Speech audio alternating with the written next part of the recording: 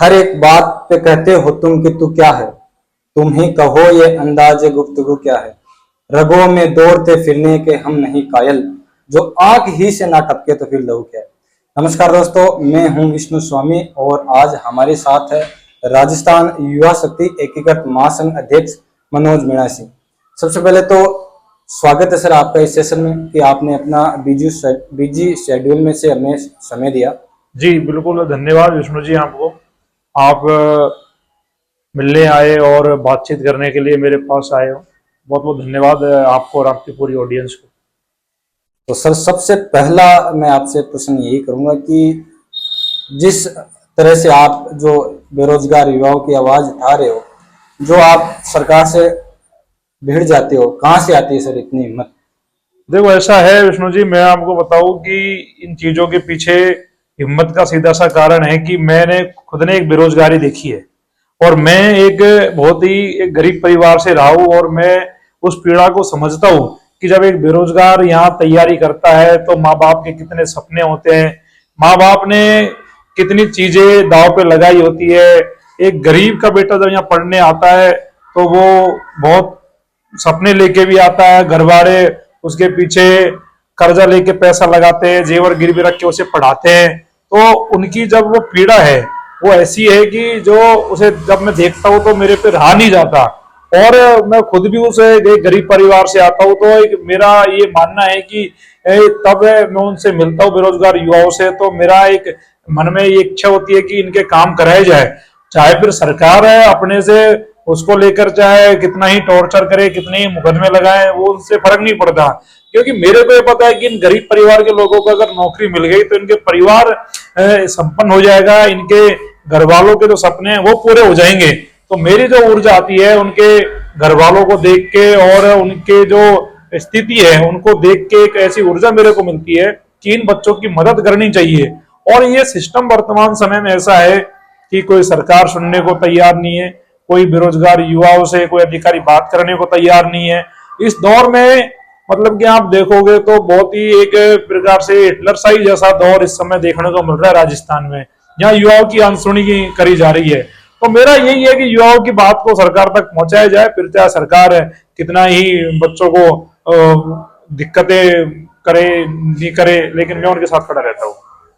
Sir पिछले कुछ दिनों में जब आपने एक तो ये 50% महिला आरक्षण का विरोध किया, उसके बाद में काफी सारे जो बेरोजगार युवा है वो आपके बारे में जानना चाहते हैं, काफी कमेंट वगैरह करते हैं। मैं मानता हूं कि किसी भी पोस्ट पर आने से पहले उस व्यक्ति की जो फैमिली बैकग्राउंड है जी, वो बहुत महत्वपूर्ण रहता है। तो किस फैमिली बैकग्राउंड से आते हैं आप? देखो ऐसा है, कभी कोई आर्थिक असुरक्षा फैमिली में महसूस हुई है? देखो ऐसा है, मैं एक गरीब घर से ही बिलोंग करता हूँ और बहुत ज्यादा पैसे मैंने कभी देखे नहीं है, परिवार बहुत सक्षम नहीं रहा, ना ही कोई ऐसा कुछ गांव में कोई ऐसा है कि बहुत ज्यादा कोई खेती हो। खेती भी हमारे 2-3 बीघा खेती है जो बहुत कम है, लेकिन ये है कि गुजारा हो रहा है घर वालों का और काम चल रहा है। लेकिन यही है कि विष्णु जी, जब अपने को लगता है कि अपनी समस्या तो होती है, फाइनेंशियल समस्या भी आती है और उनसे भी फेस करना पड़ता है, लेकिन युवाओं के लिए बस एक कुछ करने का एक जज्बा होता है कि इनके लिए कुछ काम करना है। बाकी समस्याएं तो जीवन में होती है और मेरे भी परिवार में काफी समस्याएं रहती है, फाइनेंशियल रूप से भी समस्या झेलनी पड़ती है, वैसे भी समस्याएं झेलनी पड़ती है। क्योंकि साहब ऐसा है कि सब चाहते हैं कि भगत सिंह हो, लेकिन कोई ये नहीं चाहता कि खुद ही घर में भगत सिंह हो, तो सब दूसरे के घर में भगत सिंह देखना चाहते हैं।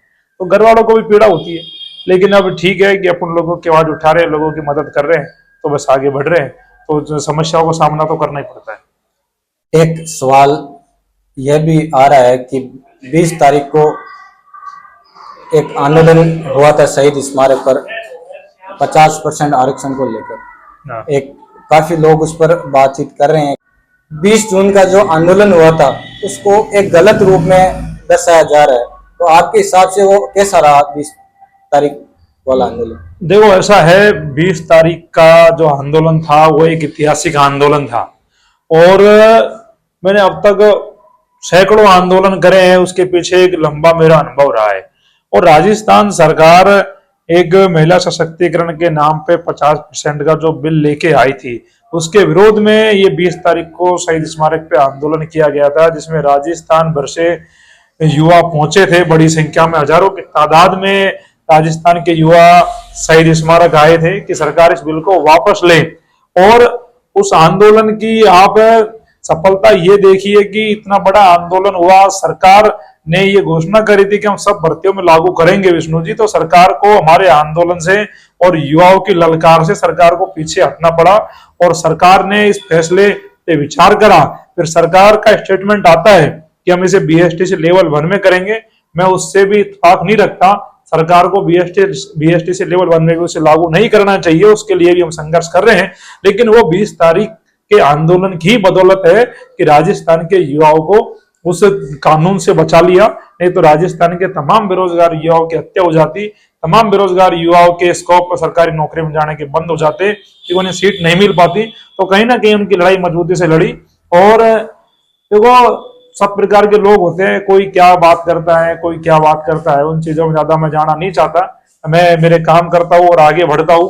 और कुछ लोग जैसे आप कह रहे हो कि 30 तारीख के लिए कह रहे थे, 20 तारीख को क्रिटिसाइज करते हैं, तो 20 तारीख का तो ऐतिहासिक आंदोलन था और आंदोलन करने के लिए आपको बड़ा त्याग करना पड़ता है, बड़ी हिम्मत चाहिए, बड़ा हौसला चाहिए। इतना आसान नहीं है कि आप आंदोलन कर लो। और उन लोगों ने, कौन लोग हैं, अभी आप नाम ले रहे हो, मैंने तो नाम भी अभी सुना है, तो ऐसे बहुत सारे लोग हैं जो बच्चों को गुमराह करने का काम करते हैं, सरकार की तरफ से समझौते के काम करते हैं। तो ऐसे लोगों के द्वारा लोगों को आंदोलन की उम्मीद भी नहीं रखनी चाहिए। और मैंने भी सुना था कि 30 तारीख को बच्चों को जयपुर बुलाने के लिए कह रहे हैं, और आज हम जब बात कर रहे हैं तो 30 तारीख है, और 30 तारीख को जयपुर में आज कोई आंदोलन हो नहीं रहा है। और बच्चों को 10 दिन से ये मैसेजिंग करी गई कि हम 30 तारीख को आंदोलन करेंगे, और आज वो लोग अब कहाँ है, मेरे को दिखाई नहीं दे रहे। मनोज मीणा ने कहा था कि आंदोलन करेंगे 20 तारीख को, तो आंदोलन करा और राजस्थान सरकार को बड़ी मजबूती से राजस्थान की राजधानी जयपुर में लाने का काम करा, और राजस्थान सरकार हमारे आंदोलन से पीछे हटी है। हमारी आंदोलन की सफलता है। आप जो लोग कह रहे हैं उन्हें आंदोलन करके सरकार को पीछे हटाना चाहिए। नहीं, मनोज मीणा तो युवाओं के साथ खड़ा है, दोबारा आंदोलन करेंगे, सरकार को पीछे हटाएंगे।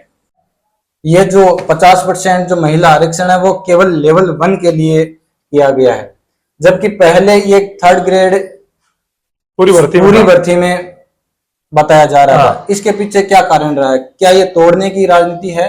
देखो, सरकार अपने लेवल पे षड्यंत्र भी कर सकती है, क्योंकि अभी भर्तियां नहीं है राजस्थान में, अभी भर्तियों का नहीं पता कब 1st ग्रेड आएगी, कब 2nd ग्रेड आएगी, कब 3rd ग्रेड आएगी। लेकिन शिक्षा मंत्री का एक बयान आया था उस समय, और उस समय बयान आने के पीछे कारण था कि 20 तारीख के आंदोलन से सरकार का डर जाना। तो ये था कि ये युवा शक्ति तो सड़कों पे है, अगर ये मजबूती से अगर विरोध करेगी तो सरकार को जवाब देना बहुत भारी पड़ेगा। तो सरकार ने पीछे हटते हुए पर एक ऐसा बयान दिया कि इस आंदोलन को भी कमजोर कर देते हैं, और बीएसटीसी वाले बच्चों की संख्या वैसे कम होती है, तो उन्होंने उनके ऊपर उसको थोपने का कार्य किया। लेकिन मैं आज भी सरकार से भी कह रहा हूं कि सरकार को पीछे हटना पड़ेगा, क्योंकि राजस्थान के बेरोजगार युवा लगातार इस चीज को लेकर मांग उठा रहे हैं कि सरकार इस मामले में पीछे हटे और इस बिल को वापस ले। क्योंकि बीएसटीसी के युवाओं के पास तो ऑप्शन ही नहीं है, उनके पास तो ले दे के क्या है कि यही है कि वो मास्टर बन सकते हैं, वो स्पेशल डिप्लोमा करते हैं बीएसटीसी का, उसके अलावा वो 2nd लेवल में नहीं बैठ सकते, वो 1st ग्रेड में नहीं बैठ सकते, वो 2nd ग्रेड में नहीं बैठ सकते। उनके पास तो ले दे के क्या, बीएसटीसी तो है। और उसमें भी सरकार अगर उन्हें बाध्य करती है तो कहीं ना कहीं सरकार की तानाशाही है, सरकार की हिटलरशाही है, जिसका मजबूती से विरोध करेंगे। जी, इस तमाम चर्चा के बाद मुझे 2 लाइनें याद आती है। किसी ने कहा था कि करके मशहूर जमाने में कहीं खो जाएगी वो, तुम रहोगे उसके किसी और की हो जाएगी वो। आपने इतना बड़ा कार्य किया, इतना बड़ा आंदोलन किया, एक चिंगारी जो आपने लगाई थी 20 जून को, वो आग का रूप लिया, और आपको नहीं लगता कि इस आग में कोई और रोटियां सेक रहा है? देखो, ऐसा है कि साहब, बच्चों के साथ में राजनीति करने वाले बहुत सारे लोग हैं जो बच्चों के भविष्य के साथ में खिलवाड़ करते हैं, सरकारों से समझौता करते हैं। लेकिन ये बच्चों को भी थोड़ा जागरूक होना चाहिए, बच्चों को थोड़ा समझना चाहिए कि कौन लोग आपके साथ खड़े हैं, कौन लोग आपके साथ में राजनीति कर रहे हैं। और मैं मानता हूं कि बच्चे समझदार हैं, मैं इस चीज का आकलन बच्चे खुद करेंगे कि बच्चों के साथ में कौन खड़ा है। और मैं पूरे राजस्थान के युवाओं से कहना चाहता हूँ कि मनोज जब तक आपकी लड़ाई लड़ेगा, कभी सरकारों से समझौता नहीं करेगा, कभी प्रशासन से समझौता नहीं करेगा, आपकी आवाज को कभी दबने नहीं दिया जाएगा, मजबूती से लड़ेंगे। और बहुत सारे लोग होते हैं जो सरकारों से समझौता करते हैं, युवाओं को गुमराह करते हैं, युवाओं का यूज करते हैं और युवाओं के नाम पे राजनीति करते हैं। लेकिन हम सब दूसरी लकीर से आते हैं, हमारा विचार दूसरे प्रकार के हैं। हमारा यही है कि युवाओं को कैसे न्याय मिले। और जो लोग राजनीति कर रहे हैं उनको बेरोजगार युवा देख रहे हैं। पहले सीएम से वार्ता के नाम पे लोगों ने काफी दिन इसमें राजनीति करी, बल्कि आंदोलन तो हमने करा, सरकार को पीछे हमने हटाया। कौन लोग थे तो सीएम से मिलने के लिए घूम रहे थे, मेरी जानकारी में नहीं है। और अब 30 तारीख को लेकर आंदोलन का उन्होंने मैसेज दिया, और फिर वो आंदोलन क्यों नहीं करते? बच्चों को सवाल पूछना चाहिए कि उनका 30 तारीख के आंदोलन में उनको करना चाहिए था। उन्होंने अगर बच्चों को कॉल दिया, पूरे राजस्थान के बच्चे लगातार मेरे को मैसेज कर रहे थे, फोन कर रहे थे कि मनोज भाई 30 तारीख का क्या है। तो मैंने तो बच्चों से यही कहा कि अगर आपको किसी ने बोला है 30 तारीख का तो आप आ जाओ, आप जयपुर आके मुझे भी टेलीफोन कर देना, मैं भी आ जाऊंगा। मैं तो आपके साथ खड़ा हूँ, आपके हितों के साथ खड़ा हूँ। मेरे को आपके साथ कोई राजनीति नहीं करनी, मेरे को आपके साथ में कुछ गलत नहीं करना। मेरा तो यही है कि आपका कैसे भी काम हो और आपको न्याय मिले।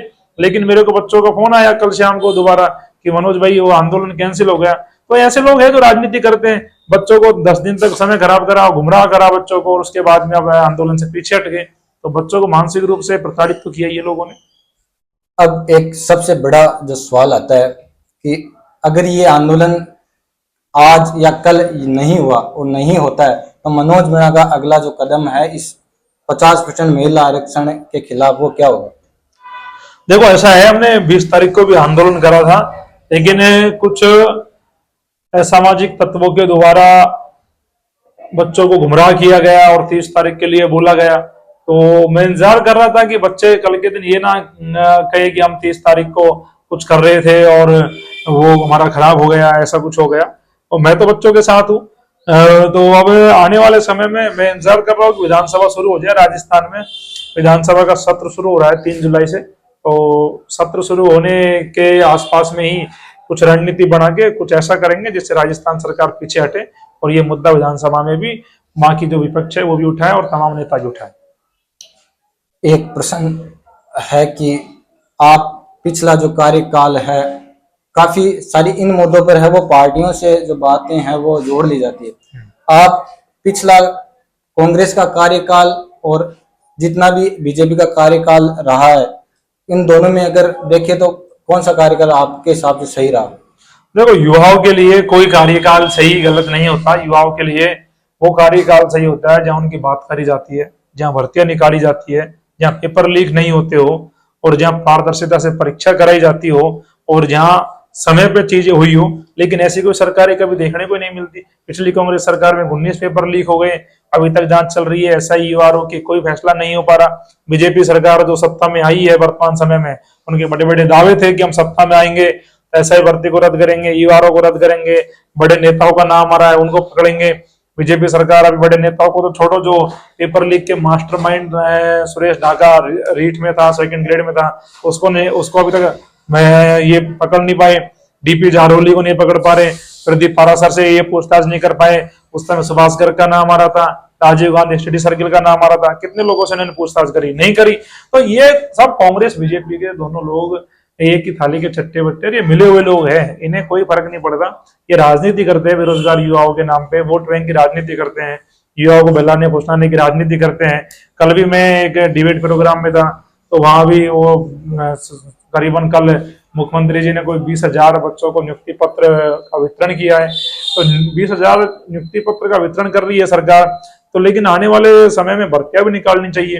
वो पिछले समय की भर्तियां जो प्रक्रियाधीन चल रही है 5 सालों से, उनके आप नियुक्ति पत्र बांट रहे हो, वो तो ठीक है कि अच्छी बात है कि युवाओं को रोजगार मिल रहा है, लेकिन आने वाले समय में भी तो रोजगार को लेके बीजेपी सरकार को कुछ करना चाहिए। क्योंकि युवाओं ने बड़ा भरोसा करके इनको वोट दिया है, लेकिन ये युवाओं के भरोसे पे खरा नहीं उतर पा रहे। अंतिम सवाल मेरा आपसे रहेगा इसी मुद्दे पर कि पिछली जो सीएम साहब से वार्ता हुई जिस कमेटी की, उस वार्ता को आप किस रूप में देखते हैं? देखो ऐसा है कि 2 चीजें होती है इसमें। एक तो हमको कोई बुलाता है, हम उसके घर जाते हैं तो सम्मान मिलता है, और हमें कोई बुलाता नहीं, हम जबरदस्ती किसी के घर जाते हैं तो हमें तिरस्कार मिलता है। तो संभव ही नहीं है कि बिना मुख्यमंत्री के बुलाए आप जबरदस्ती मुख्यमंत्री से मिलने जाओ। और किसी भी वार्ता का रिजल्ट निकलना चाहिए। मैं आपसे पूछ रहा हूँ, बच्चों से पूछना चाहता हूँ, वो रिजल्ट आपके सामने आया? नहीं आया। एक ऐसी वार्ता, एक ऐसी असफल वार्ता जो खुद के मतलब के लिए लोगों ने करी, जो खुद को नेता बनाने के लिए लोगों ने करी, लेकिन बच्चों को क्या फायदा हुआ? बच्चों को तो ऐसी वार्ताओं से कुछ नहीं मिला। बच्चों के लिए वो वार्ता शून्य है, बच्चों के लिए तो उससे कोई फायदा हुआ ही नहीं। तो ऐसे बहुत सारे लोग हैं जो बच्चों पर राजनीति करते हैं और बड़े बड़े दावे करते हैं, लेकिन उनके दावे कभी बच्चों के साथ में घरे नहीं मिलते, खड़े नहीं मिलते। अभी आप देख लीजिए कि 30 तारीख को लेके 10 दिन से राग अलाप रहे थे, हम आंदोलन करेंगे, आंदोलन करेंगे। कहाँ गए आंदोलन करने वाले लोग? क्यों नहीं करा आंदोलन? तो ये बच्चों को गुमराह करने वाले लोग हैं जो गुमराह करते हैं बच्चों को। अब कुछ दिनों में इसी भर्ती में ये जो कुछ लोग है कोर्ट केस के नाम पे बच्चों से पैसे लूटेंगे, घर चले जाएंगे दुकान बंद करके। तो ऐसे लोग हर भर्ती में आते हैं जो बच्चों के साथ में उनके साथ में खिलवाड़ करते हैं, उन्हें ये डाइवर्ट करते हैं और उनके मुद्दे से भटकाने का काम करते हैं। तो ऐसे लोगों की ज्यादा कोई, हमें को तो कोई चिंता नहीं है, लेकिन बच्चों को समझना चाहिए कि ऐसे लोगों से दूरी बनाएं, ऐसे लोगों से दूर रहें। और जहां आपकी आवाज उठाई जा रही है, जहां आपकी बात करी जा रही है, वहां आपको खड़े होने की जरूरत है। और जब तक राजस्थान का युवा अपनी मांगों को लेकर सड़कों पर नहीं आएगा, कोई भी सरकार हो, बेरोजगार युवाओं की कोई सरकार सुनने वाली नहीं है, कोई बात करने वाली नहीं है। युवाओं को सड़कों पर आके मजबूती से लड़ाई लड़नी चाहिए, जिससे सरकार उनकी सुने और उनकी मांगों को माने। बहुत बहुत धन्यवाद सर, आपने समय दिया।